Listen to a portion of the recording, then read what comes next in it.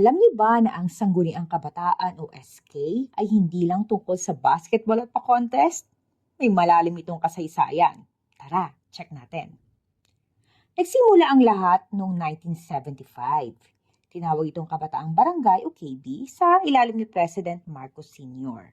Layunin itong bigyan ng boses ang mga kabataang edad 15 hanggang 18 sa komunidad. Fast forward sa 1991, dito na porma na naging Sangguniang Kabataan o SK.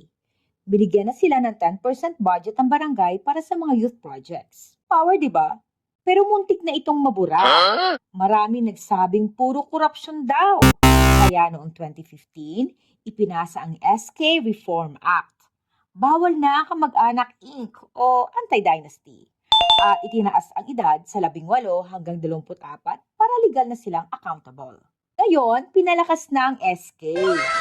Nalalim na pati ang mga kagawad, secretary at treasurer. May civil service eligibility pa at insurance. Hindi na lang basta volunteer, serbisyo na talaga. Ang SK ay tool para sa tunay na pagbabago. Hindi lang dekorasyon sa barangay. O ikaw, ano ang gusto mong proyektong gawin ng SK ninyo?